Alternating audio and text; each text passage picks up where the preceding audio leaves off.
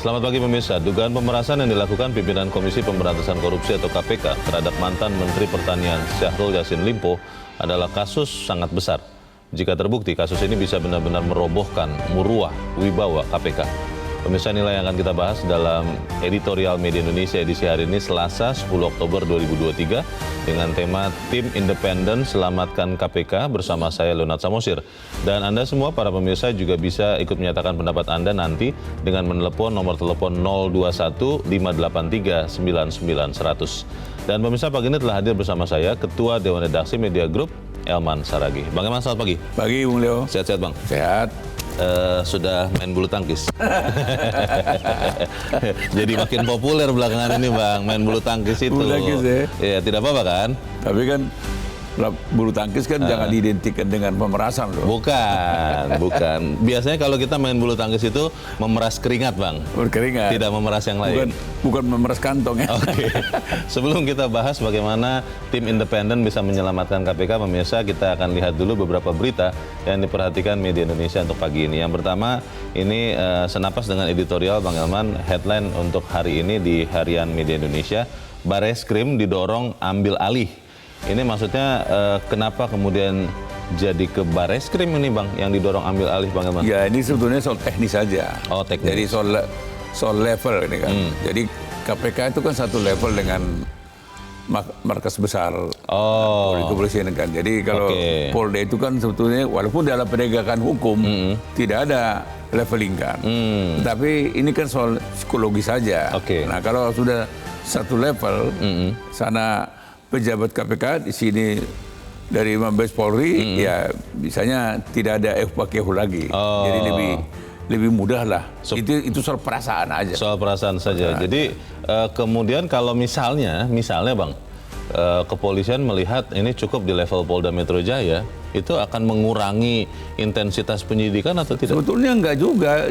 Bahkan di level Polsek juga sama aja. Karena polisi itu dari Mabes sampai ke Polsek, kalau serse itu sama.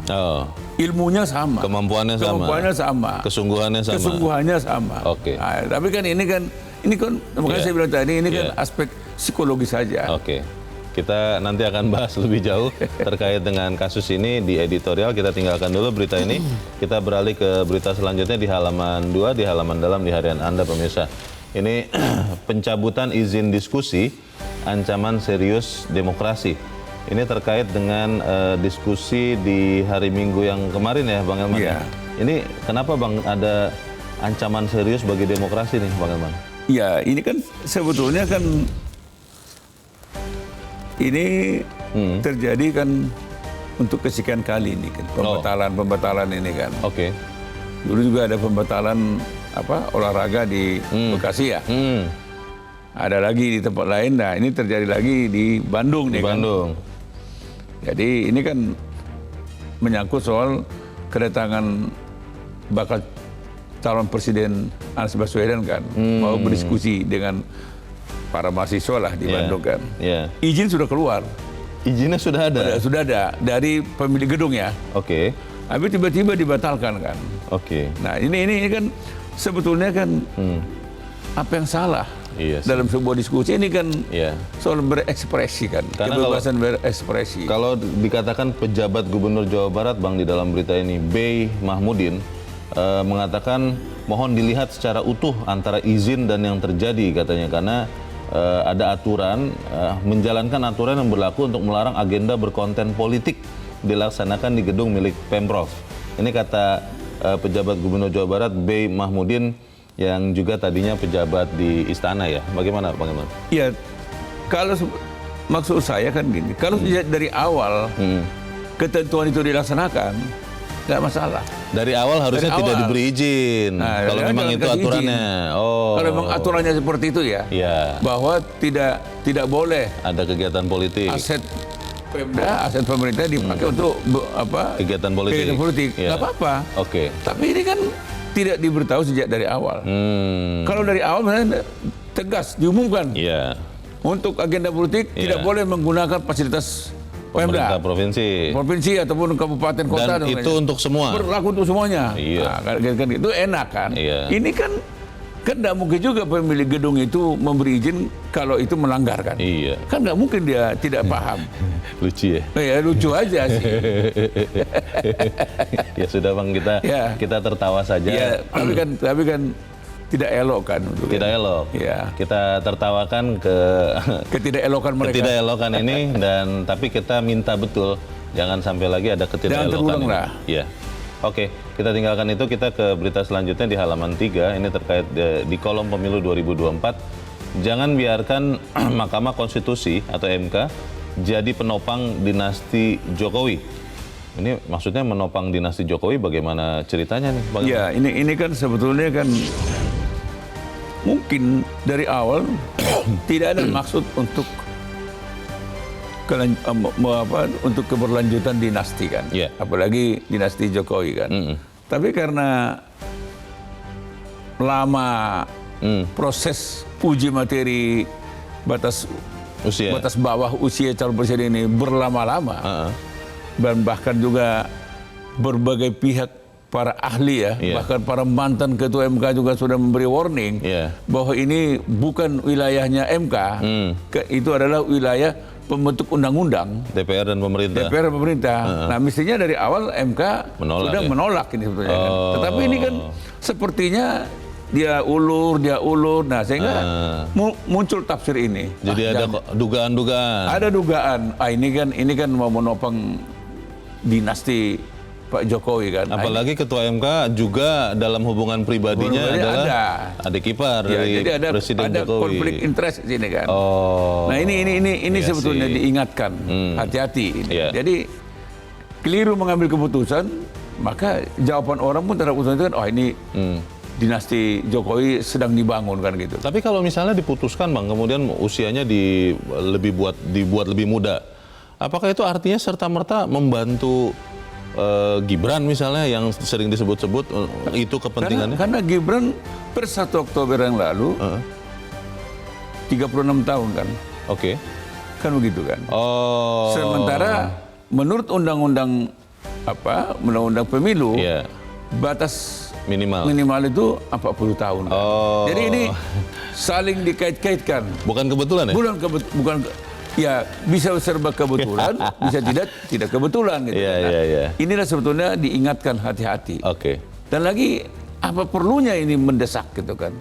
Kenapa nggak 30? Biar sekalian. Lalu kok gugatannya sekarang? Kenapa sekarang? Menjelang pencalonan. Menjelang pencalonan kan. Karena diburu kan ini. Terlalu banyak kebetulan yang tidak masuk akal. Oke. Kita yakin Mahkamah Konstitusi tetap menjadi benteng penjaga konstitusi. Kita harapkan begitu. Kita ke editorial pemirsa dan Bang Elman, tim independen Selamatkan KPK. Ini kasus yang besar, yang sangat serius. Dan kalau kita melihat polisi, Polda Metro Jaya sudah menyidik Bang. Kalau melihat seperti itu, apakah masih perlu tim independen? Atau memang kita cukup percayakan saja kepada kepolisian untuk mengusut kasus ini Bang? Ya, sebetulnya kan tindakan kepolisian meningkatkan ini menjadi penyidikan, itu jalan terus. Tim independen ini sebetulnya kan lebih diutamakan untuk bagaimana kita menyelamatkan lembaga ini. KPK-nya. Lembaga KPK ini. Wibawanya. Integritasnya, independensinya, kan gitu kan. Kehormatannya. Ini yang sekarang sedang memudar. Bahkan orang menganggap ini apa ini? Kok sampai, dan ini sudah berulang kali. Kan ini sebetulnya kan desakan lembaga independen ini kan. Karena apa? Dewan pengawas itu yang mestinya harus bekerja, tidak bekerja. Setidaknya orang meragukan dari berbagai kasus yang selama ini sudah terjadi di KPK. Sebelum-sebelumnya ya. Katakanlah misalnya seperti masalah penyewaan helikopter. Pemakaian helikopter. Yang diduga katanya diberikan oleh pihak tertentu. Nah, itu kan. Jasa itu. Ternyata lolos. Lalu terakhir juga ada pembocoran kasus dugaan. Dokumen penyelidikan di SDM kan gitu kan. Itu tidak cukup bukti. Kata Dewan Pengawas. Maka sudah 4 bulan lebih, sempat juga itu udah ditingkatkan ke penyidikan, nggak juga. Bahkan Dewas juga mengatakan tidak cukup bukti kan gitu. Nah ini ini yang makin meruntuhkan kehormatan daripada lembaga ini. Kalau kehormatan lembaga KPK ini runtuh, seruntuh-runtuhnya, ya artinya rakyat juga akan meragukan lembaga ini mampu untuk melakukan pemberantasan korupsi. Inilah pentingnya penyelamatan ini sebetulnya. Urusan tindak pidananya itu terus jalan terus. Tapi ini juga akan menjadi penyeimbang nanti. Apakah temuan independen ini sama persis? Artinya apakah temuan tim independen Polda Metro sama dengan tim independen ini? Ini kan tim independen ini kan orang yang bersih lah. Punya integritas. Dia punya integritas, tidak punya terkait dengan siapapun, ya kan gitu. Dan punya keahlian. Gitu. Pertanyaan besarnya Bang, apakah tim independen ini kemudian nanti bisa menjalankan atau memenuhi harapan besar itu? Kita akan bahas. Dan pemirsa, inilah editorial Media Indonesia untuk hari ini, Selasa 10 Oktober 2023, tim independen selamatkan KPK.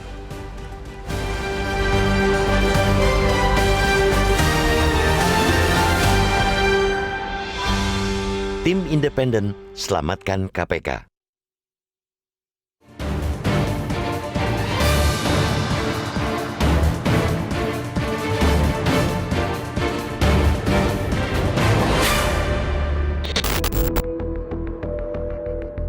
Dugaan pemerasan yang dilakukan pimpinan Komisi Pemberantasan Korupsi terhadap mantan Menteri Pertanian Syahrul Yassin Limpo adalah kasus besar, sangat besar, yang mesti dituntaskan dengan kemauan super besar. Ia mempertaruhkan marwah lembaga luar biasa sekelas KPK sehingga tak cukup ditangani dengan instrumen hukum biasa. Dugaan pemerasan tersebut memang sudah ditangani Polda Metro Jaya. Statusnya pun sudah naik dari penyelidikan ke penyidikan. Artinya, ada indikasi kuat terjadi tindak pidana yang dilakukan petinggi KPK. Belum dijelaskan siapa yang dimaksud, tetapi diyakini bahwa yang diduga memeras Syahrul ialah Firly Bahuri, sang ketua KPK. Bahwa perkara hukum ditangani oleh penegak hukum adalah hal yang lumrah dan sudah semestinya. Bahwa pihak Syahrul melaporkan dugaan pemerasan itu ke Polda Metro Jaya juga tepat. Pun ketika Polda Metro kemudian bergerak, menyelidik hingga akhirnya menyidik, akan tetapi perkara tersebut terlalu besar untuk diselesaikan hanya oleh jajaran Polda. Ada sejumlah alasan kenapa ia mesti dituntaskan lewat cara dan dengan sumber daya yang tidak biasa. Pertama, kasus ini melibatkan petinggi KPK yang punya kewenangan dan kekuasaan sangat besar dalam memerangi korupsi. Kedua, karena itu pula kasus ini berkelindan dengan masa depan integritas dan kredibilitas KPK. Lalu ketiga, selama ini kasus-kasus dugaan pelanggaran etik maupun pidana yang menyangkut petinggi KPK majal dalam penyelesaian. Untuk urusan etik, tak usahlah kita terlalu berharap lagi pada Dewan Pengawas KPK. Sebagai pengawas dan penegak etika insan KPK, Dewas jauh dari tugas dan fungsi yang seharusnya. Mereka lemah, lunglai, acap kali menangani pelanggaran dan penyimpangan, terutama yang dilakukan komisioner KPK. Untuk urusan pidana, kita juga sulit berharap penuh kepada penegak hukum termasuk kepolisian. Masih ada ruang keraguan bahwa mereka akan betul-betul profesional, benar-benar berpijak pada hukum. Perkara dugaan pembocoran dokumen hasil penyidikan KPK di Kementerian Energi dan Sumber Daya Mineral atau ESDM, contohnya. Dalam kasus yang juga melibatkan Firly itu, Polda Metro Jaya telah menaikkan statusnya ke penyidikan sejak Juni lalu. Namun, apa yang publik dapat? Setelah 4 bulan lewat, perkembangannya hingga sekarang tetaplah gelap. Alih-alih dilimpahkan ke pengadilan, penetapan tersangkanya saja belum. Padahal kata Kapolda Metro Jaya Irjen Karyoto kala itu, penyidik sudah menemukan adanya unsur pidana. Kita tak hendak berburuk sangka kepada Polda Metro Jaya. Namun, kita juga tak ingin penanganan kasus pemerasan oleh Firly kali ini seperti sebelumnya yang tak jelas dan tak tuntas. Karena itulah, kita amat sepakat dengan usulan agar Presiden Joko Widodo membentuk tim independen untuk menjamin penyelesaiannya terang benderang. Dengan memilih orang-orang pilihan yang punya keahlian, yang berintegritas, yang kredibel, yang bebas dari kepentingan, tim akan mampu mengurai masalah apa adanya. Temuan-temuan yang independen dan valid pun bisa dihasilkan sebagai basis bagi Presiden untuk mengambil langkah penyelesaian masalah super serius itu. Meski tidak pro justisia, tim independen bukan barang haram. Pada 2009, Presiden Susilo Bambang Yudhoyono membentuk tim 8 untuk menyelesaikan kasus Cicak versus Buaya. KPK kontra Polri Jilid 1. Lalu pada 2015, Presiden Joko Widodo membentuk tim 7 guna menuntaskan perkara Cicak versus Buaya, KPK kontra Polri Jilid 2. Dugaan pemerasan oleh pimpinan KPK bisa benar-benar merobohkan marwah KPK. KPK harus diselamatkan dari tangan-tangan jahat pemimpinnya. Membentuk tim independen adalah bagian dari penyelamatan dan rakyat berharap Presiden Joko Widodo lekas turun tangan untuk itu. Bukan di pemilu. Disinilah seharusnya Joko Widodo cawe-cawe.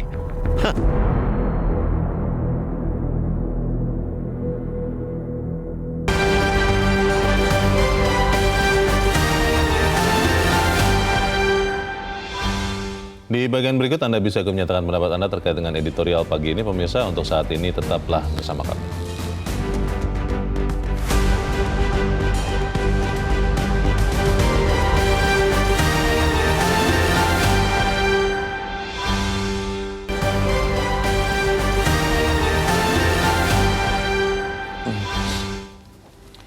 Terima kasih Anda masih bersama kami di Editorial Media Indonesia. Bang Elman, kalau pertanyaannya adalah bagaimana tim independen ini benar-benar bisa efektif untuk menyelamatkan KPK? Saya berangkat dari awal dulu, Bang.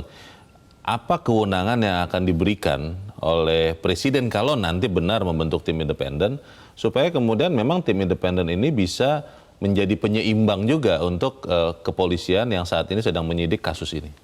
Ya kan kita harus berangkat dulu dari tugas mulia ini kan. Jadi kan misi mulia itu independen ini kan, untuk mencari kebenaran yang sesungguhnya kan. Maka itu memang perlu ada kepres kan itu kan. Keputusan Presiden. Untuk supaya tim ini juga kuat kan. Kenapa itu penting? Supaya juga dia diberi akses oleh semua instansi yang terkait dengan kasus ini kan gitu.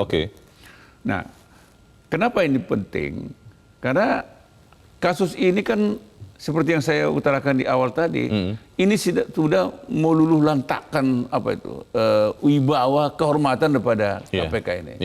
Udah hancur lebur. Karena yang diduga terjadi ini adalah sesuatu yang sebenarnya paling dasar tidak boleh dilakukan. Ya, pucuk pimpinan lagi. Bahkan keluarga besar KPK pun, penyidik itu terutama, tidak boleh berhubungan dengan apalagi dengan yang berperkara. Dengan siapapun dia harus bawa teman. Betul, harus berdua. Harus berdua minimal. Sehingga ada saksi kan gitu kan. Ini pentingnya ini kan. Ini kan dilanggar. Apalagi yang melanggarnya yang diduga melanggarnya itu pimpinan ketua KPK kan gitu kan. Nah, ini bahaya ini. Ya kalau memang begini, ngapain lagi kita pertahankan lembaga KPK ini kan. Nah, sekarang kan kita tetap ingin lembaga KPK ini dipertahankan. Oleh karena itu memang perlu dicari tahu apa yang terjadi.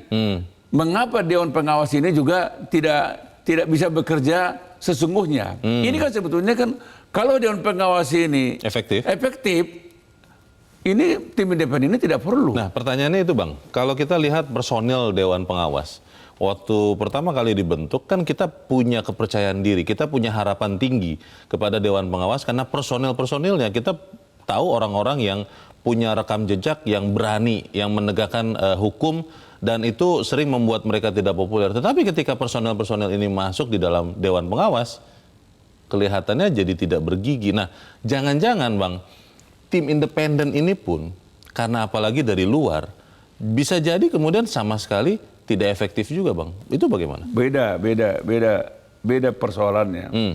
Apapun namanya kan, sepertinya kalau yang dugaan saya, Dewan Pengawas KPK ini sepertinya menjadi bagian daripada KPK kan. Malah jadi bagian. Ada di dalamnya. Ada semangat korsa di situ. Ada semangat korsa kan. Oh. Ya kan gitu kan. Oke. Jadi kalau masih bisa dilindungi, ya lindungi kan gitu kan. Nah, tapi kalau tim independen ini kan sama sekali tidak terkait.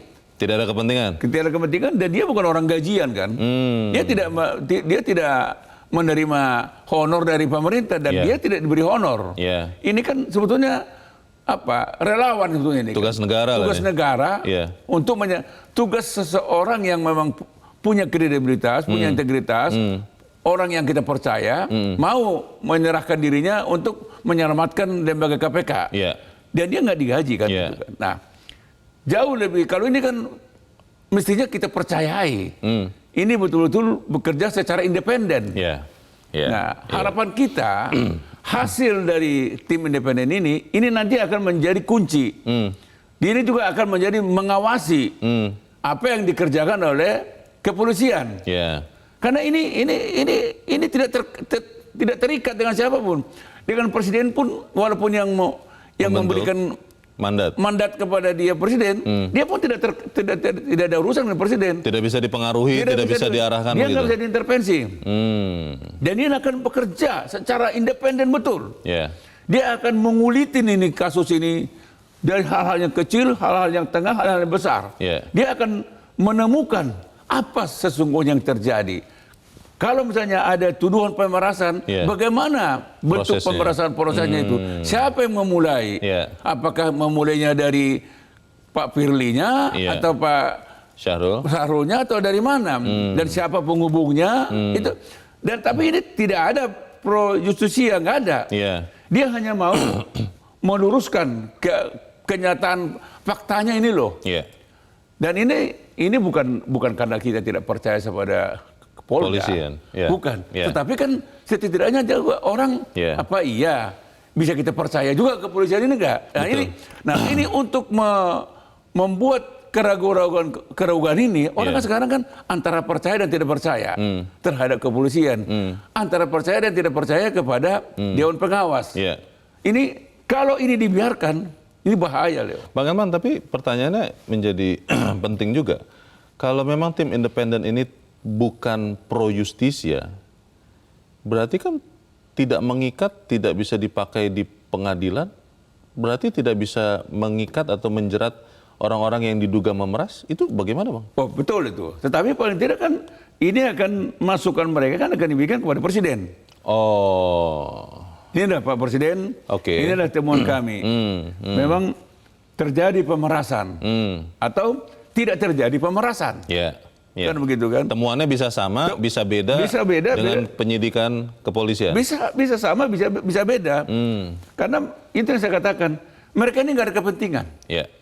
Tidak ada interest apa-apapun. Bukan berasal dari institusi yang sedang terlibat ini. Ada. Dan mereka tidak ada pretensi untuk membela siapapun. Kecuali mau membuat lembaga KPK ini kehormatannya kembali lagi utuh gitu. Itu aja.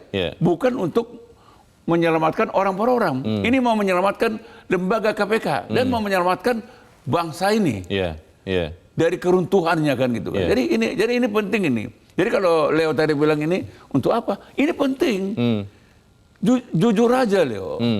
Kalau kita tanya misalkan percaya nggak hasil penyidikan Polda ini gitu kan? Orang bilang gitu kan. Masih ragu. Ya, saya tidak mau mengatakan ragu, tapi dia tidak jawab. Jadi kau nggak percaya sama Polda Metro? Tahu ya kita. Jadi, masuk dalam suasana kebatinan seperti itu kita biarkan. Kita juga akan menyelamatkan polisi. Nah ini loh Pak Polisi. Karena siapa tahu di dalam penyidikan juga Polda berhadap-hadapan dengan yang lebih besar dari dirinya. Dan tim independen ini bisa bantu begitu, Bang? Paling tidak mungkin gini lah supaya enaknya, jangan-jangan nanti polisi hilap. Hilap. Manusia itu biasa, itu manusiawi. Tidak ada kesengajaan untuk mengkangkangi kebenaran. Hilap aja. Agak kurang akurat melihatnya. Ya manusiawi gitu aja. Di sinilah perlu tim independen ini. Ini loh. Kasih masukan kepada presiden, terserah. Presiden mau menggunakan atau tidak menggunakan. Nah, itu hak presiden. Hak presiden juga. Nah, tapi kalau mestinya bayangan ada dalam hati kita, presiden kan tidak mau juga lembaga KPK ini hancur. Ya. Presiden tidak mau juga lembaga kepolisian ini menjadi tidak dipercaya kan. Iya. Nah, ini. Iya. Iya. Dengan dasar dari hasil tim independen ini, keraguan orang akan bisa pulih lagi. Dan kalau ketika orang misalnya ini pecat ini Firly atau nonaktifkan, ya serba salah. Tapi kalau sudah ada hasil tim independen ini, ya mungkin dia sudah bisa, udah presiden kan, udah pecat aja nih orang ini. Sebagai indikator atau ya. pertahankan karena dia tidak bersalah. Nah, ini dua-dua ini segalanya memungkinkan. Bang Elman, ini kan kita bicara kemungkinan kalau tim independen dibentuk oleh presiden. Tapi kalau seandainya presiden mengatakan kita percayakan kepada kepolisian, apakah itu di Polda Metro Jaya, apakah di Barreskrim, apakah di Mabes, dan tidak membentuk tim independen, itu artinya apa? Ya kan gini, paling tidak kan ada dasar ketidaknyamanan kita. Saya tidak bilang tidak percaya. Ada dasar ketidaknyamanan kita ketika kasus dugaan kebocoran data dari di ESDM itu kan. Itu kan konon katanya sudah tingkat penyidikan. Itu 4 bulan yang lalu. Itu ceritanya kasusnya adalah membocorkan kepada orang yang sedang diperiksa begitu ya? Oh. Nah, jadi ini kan mestinya kan kalau menurut orang awam, ini kan sebuah fakta kan. Tetapi ternyata di Dewan Pengawas pun itu tidak ada yang dilanggar kan. Karena katanya tidak cukup bukti untuk membuktikan itu. Dan di Polda Metro Jaya juga sampai hari ini mana tersangkanya. Tapi masih terbuka kasusnya? Ya kita nggak tahu. Belum ada finalisasi kan. Jadi kalau ini misalnya, ya harapan kita sih, ya mestinya hasil temuan tim independen ini ya dimanfaatkan ya. Tindak lanjutin. Sebab ini penting ini. Ya tapi kalau tidak dibentuk Bang tim independennya, pemerintah sayang aja. Sayang aja kalau itu sayang. Karena niatnya bukan untuk apa-apa. Ini tidak ada latar belakang politis di sini. Sama sekali ya. Sama sekali nggak ada. Ini murni mau itu tadi dikatakan. Tim ini kita harapkan mau menyelamatkan pertama lembaga KPK. Tim ini juga diharapkan juga akan membantu kepolisian untuk menegakkan hukum. Secara langsung tidak langsung ikut membantu kepolisian. Nah ini loh, kalau di sana hilap, inilah temuan. Kan bisa dimanfaatkan kan itu kan. Itu sebabnya dari awal saya mengatakan, katakanlah PPATK, kalau boleh bukalah akses transaksi ke lembaga independen ini.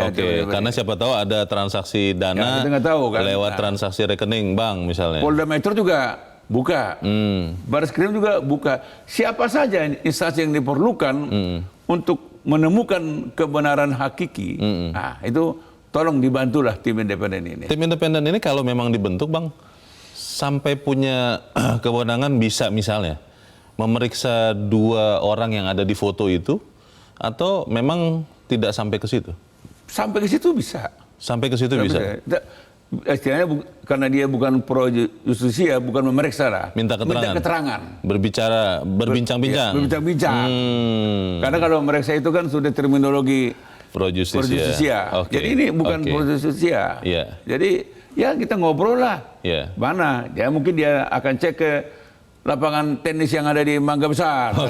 Siapa yang punya itu? Bang, pertanyaannya Bang, ini kan kita melihat kasus yang sedang bergulir.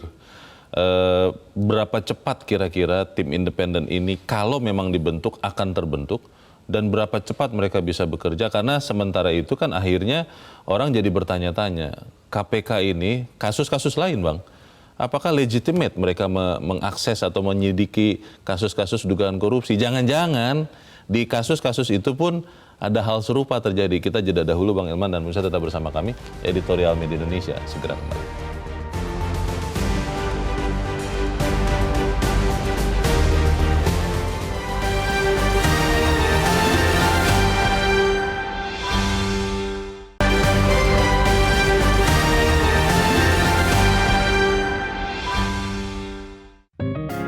Media Indonesia mengajak Anda untuk mengakses fitur premium e-paper.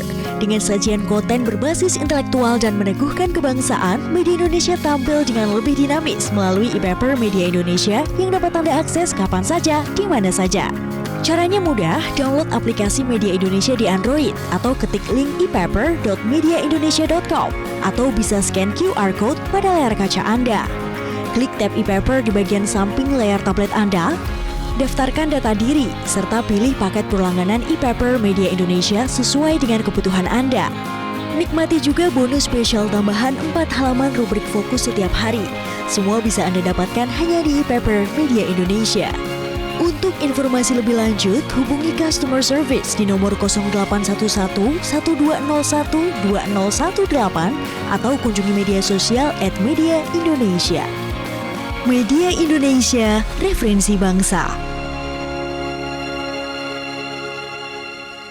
Terima kasih Anda masih bersama kami di Editorial Media Indonesia, pemirsa. Dan saat ini, Bang Elman, kita mau mendengarkan juga pendapat dari pemirsa Metro TV. Saat ini kita sudah terhubung dengan pemirsa Metro TV di Jambi, ada Pak Ramadan.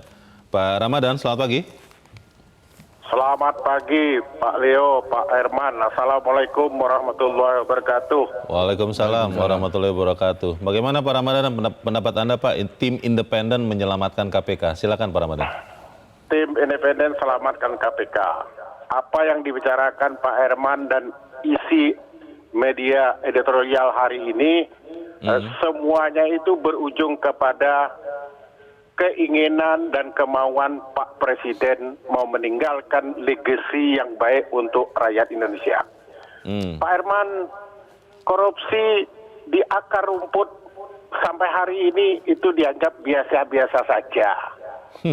Tidak menimbulkan kegelisahan sedikit pun, Pak Herman. Apalagi kalangan paling atas seperti ini, fotonya ada, ceritanya ada, tinggal menunggu gerak tangan Pak Jokowi untuk menyelamatkan negeri ini dari korupsi. Korupsi sudah menyengsarakan rakyat, Pak Herman. Pak Herman kalau tahu di akar rumput bawah, mau nyalon DPR saja tingkat 2 itu perlu uang sekian miliar. Ini kan sesuatu hal yang mengkhawatirkan, sangat menakutkan Pak Herman. Apalagi kalangan paling atas. Tentu harapan yang besar adalah legasi yang hendak ditinggalkan oleh Jokowi. Selamatkanlah KPK ini untuk masa depan negara Republik Indonesia. Terima kasih. Assalamualaikum warahmatullahi wabarakatuh. Waalaikumsalam warahmatullahi wabarakatuh. Terima kasih Pak Ramadan di Jambi untuk pendapat Anda. Selamat pagi Pak.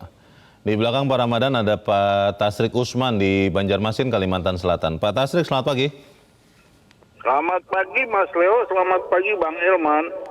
Selamat pagi Pak Tasrik. Bagaimana Pak pendapat Anda Pak? Silakan Pak.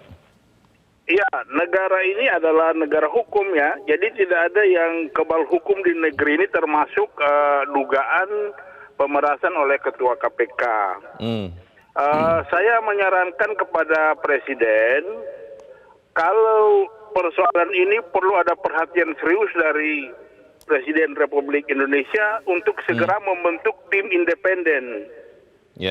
Kenapa kita harus bentuk independen? Karena kita tidak bisa banyak berharap kepada Dewas KPK itu, karena sudah minimal dua kali Dewas itu bersidang tentang penyalahgunaan kode etik Pak Firly menggunakan helikopter dari pengusaha lewat, kemudian bocoran data di SDM juga lewat. Nah, kenapa itu terjadi? Padahal kita ada Pak Tumpak, ada Albertina Ho yang kita harap mereka itu orang yang hebat, tapi ternyata kelemahan kewenangannya itu yang membuat tidak bisa berkutik menghadapi Pak Firly ini. Nah yang kedua, kenapa harus dibentuk independen? Kita pernah pengalaman ketika Pak SBY menjadi presiden, terjadinya kasus cicak buaya, dibentuk tim 8 dan akhirnya selesai gitu. Nah, khusus untuk Pak Firly ini kan masalahnya dari penyelidikan sudah naik ke tahap penyidikan, ini sudah ada indikasi. Bahkan ada kata-kata Pak Firly waktu belum beredar fotonya dengan SLY itu, itu nggak benar. Tapi ternyata setelah keluar foto itu, ternyata dia mengakui badan dia tidak bisa. Nah, jadi untuk menyelamatkan marwah KPK dibentuklah tim independen yang benar-benar berintegritas. Dan supaya penegakan hukum di negeri ini untuk lebih baik begitu. Terima kasih. Terima kasih Pak Tasrik Usman di Banjarmasin, Kalimantan Selatan untuk pendapat Anda. Selamat pagi Pak. Di belakang Pak Tasrik ada Pak Poli di Ambon. Pak Poli, selamat pagi. Pagi Pak Irman. Pagi Pak Leman. Pagi Pak Leo. Selamat pagi. Silakan Pak Poli, pendapat Anda Pak. Langsung saja Pak. Jadi menurut saya Pak, karena memang lembaga rasuah KPK ini kan lembaga yang kita banggakan.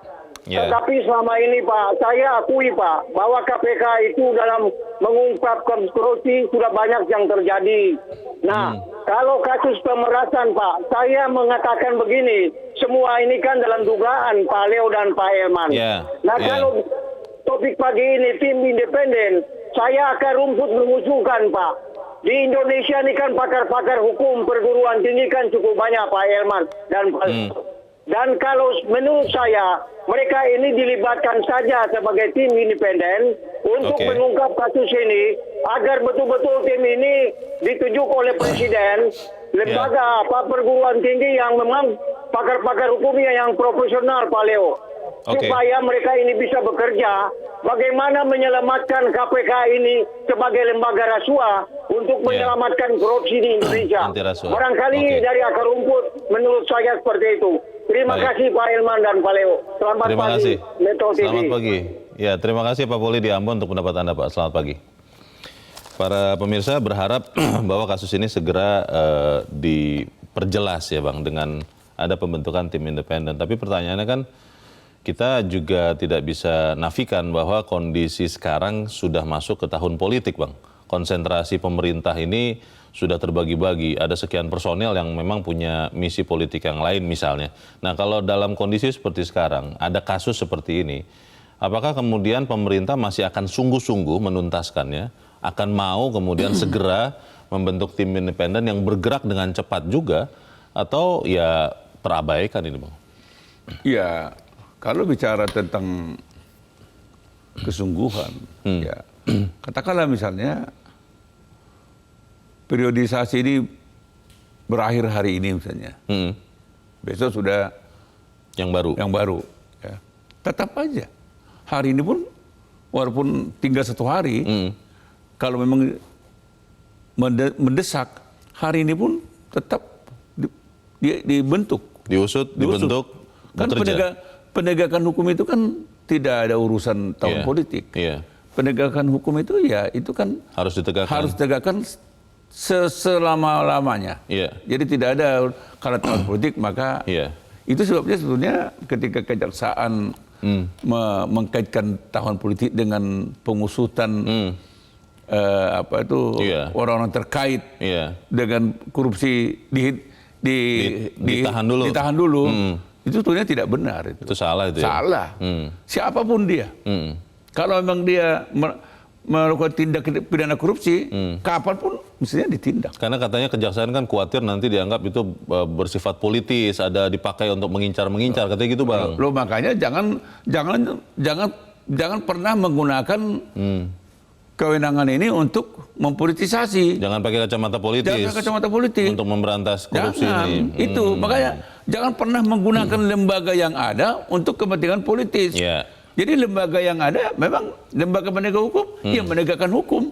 Jangan digunakan untuk mau mempersulit orang, untuk jangan menjadi ini. Nah, itu jangan diperiksa, kemudian setelah ada perubahan sikap politik jadi hilang. Atau memang ketika sikap politik berbeda diperiksa begitu. Ini kan bisa lihat. Konon katanya. Orang diperiksa sekian jam. Gawat kan. Sekian belas jam. Nah, ternyata tidak jadi. Tidak ada apa-apa. Beberapa hari kemudian haluan politiknya berubah. Ini konon katanya. Kita kan nggak tahu.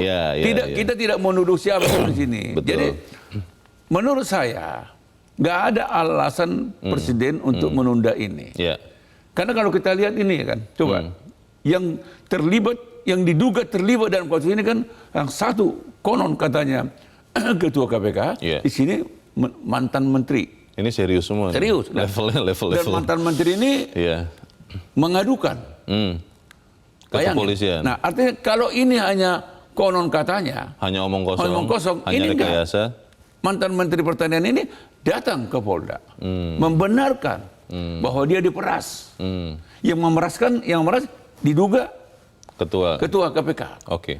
Jadi masa ini kan tidak bisa dibiarkan. Jadi sangat terang benderang sebetulnya. Dan sebetulnya karena ini sangat terang benderang, mestinya kepolisian pun harus terang benderang juga melihat ini. Tidak perlu berlama-lama. Jelas kok. Bahkan ada saksi, yaitu kan Kapoltabes Semarang. Pangkat Kombes. Kurang apa? Di sana yang melaporkan ada supir, ada ajudan. Jadi semua jelas namanya siapa, yang diduga meras siapa, ada. Ada foto. Ada foto. Ada video konon katanya, Bang. Ada. Jadi foto ini pun nggak mengada-ada loh. Dan Pak Firly pun mengakui. Akhirnya. Awalnya kan bilang tidak ada. Bertemu. Kan gitu kan. Nah, hanya mereka berdua lah yang tahu. Apa yang mereka bicarakan di situ. Apa yang terjadi di situ. Apa yang terjadi. Boleh dibantah, ya boleh juga diakui kan gitu kan. Terserah. Tapi kan masyarakat menganggap, wah ini apa urusannya? Kalau tim independen ini masih belum dibentuk juga, belum bekerja juga, atau tim independen dibentuk tapi juga butuh waktu lama, Bang. Bagaimana dengan legitimasi KPK? Bagaimana dengan legitimasi pemeriksaan kasus-kasus korupsi yang mungkin sedang ditelisik oleh KPK? Apakah kemudian kita masih bisa percaya? Karena ada usulan tadi, selama pemeriksaan ini, penyidikan dari kepolisian, ya sebaiknya nonaktif. Apakah harus seperti itu? Kita bahas di bagian berikut. Pemirsa tetap bersama kami, Editorial Media Indonesia. Segera kembali.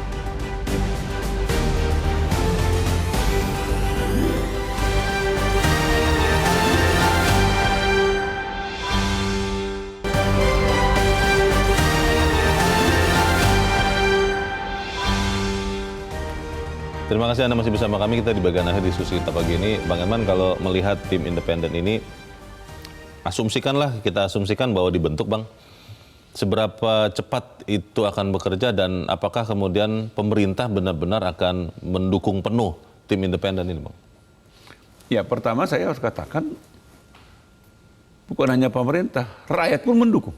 Jadi pemerintah harus mendukung sepenuhnya. Kan itu tadi saya katakan, niat daripada tim ini tidak ada niat politik kok. Tidak ada niat untuk menjatuhkan siapapun.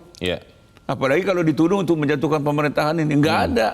Justru tim ini akan memperkuat pemerintahan ini. Bukan untuk memperlemah KPK juga ya? Bukan ya? Ini untuk membuktikan komitmen daripada pemerintah ini untuk penegakan, memberantas korupsi ini betul-betul tidak pernah luntur.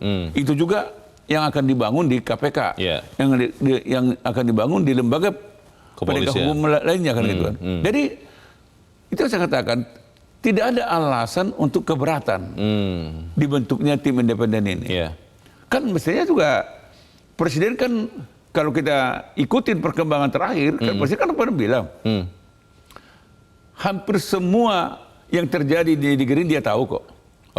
Kan itu, bahkan dia bilang apa yang terjadi di partai politik dia tahu. Karena punya data intelijen. Ini pun menurut saya tahu juga. Presiden kan kalau Presiden bilang nggak tahu, kurang masuk akal. Atau intelnya kurang jago. Tidak masuk akal juga. Atau mungkin intelnya khusus ini tidak dilaporkan. Kilaf. Lupa kita melaporkan kepada Pak Presiden. Bisa juga. Bisa. Tapi kan keterlaluan kan. Karena ini kan perbuatan yang sangat betul menjijikkan. Jujur aja Leo. Kalau ini terjadi kayak di negara-negara maju, ini satu hari selesai ini. Kasus ini selesai kan. Gampang kok. Atau mungkin sudah mundur duluan, Bang. Ya kalau di luar negeri memang ya mestinya ketua KPK-nya mundur. Karena etika ya. Etikanya. Minimal dia bilang kan, oke, saya tidak mundur tapi saya nonaktif dulu. Untuk mempermudah pemeriksaan ini. Dan supaya kinerja institusi tidak terganggu. Supaya membantu dia juga. supaya fair. Berkonsentrasi. Satu berkonsentrasi, kedua tidak menuduh dia ikut cawe-cawe dalam kasus ini kan. Gitu, kan. Nah, jadi kalau menurut saya kalau dibentuk tim ini cukup 2 minggu pun selesai ini. Harusnya ya. Harusnya karena tim ini adalah tim yang betul-betul berpengalaman. Katakanlah misalnya seorang Todung Mulya Lubis. Ya. Siapa yang meragukan Todung Mulya Lubis? Ya. Mungkin ada lagi misalnya mantan hakim agung, misalnya. Mantan jaksa, mantan kepolisian, tokoh masyarakat yang sangat dipercaya gitu kan. Ini kalau mereka ini bergabung, menurut saya pasti akan bisa dihasilkan temuan yang betul-betul kredibel. Betul teman-teman untuk menyelamatkan KPK dan lembaga kepolisian. Selama proses ini masih terus berlangsung, Bang, bagaimana dengan kinerja KPK-nya? Karena kan nanti akhirnya orang bisa berpikir, kalau memang benar ada dugaan pemerasan, jangan-jangan di sekian pemeriksaan kasus korupsi yang lain, jangan-jangan ada juga perilaku yang sama. Saya harus katakan, Leo, sekarang ini orang nggak percaya terhadap lembaga KPK. Gara-gara ini. Berarti mereka rupanya kalau ada yang jadi tersangka benaran, karena nggak berhasil diperas. Nah, ini logikanya bisa begitu ya. Begitu. Itulah persepsi publik hari ini. Iya. Jadi nggak boleh anggap enteng terhadap kejadian ini. Leo. Kasus ini sangat serius. Jadi si Anu dihukum karena bayarannya nggak cocok gitu kan. Makanya sidik terus. Baik. Jadi sekali lagi saya bayangkan, Presiden tolong selamatkan negeri ini. Baik. Kita harapkan tim independen segera dibentuk untuk menyelamatkan KPK. Bang Elman Saragih, terima kasih sudah hadir di tempat ini. Selamat pagi, Bang. Pemirsa, KPK harus diselamatkan dari tangan-tangan jahat oknum pemimpinnya. Membentuk tim independen, bagian dari penyelamatan, dan rakyat berharap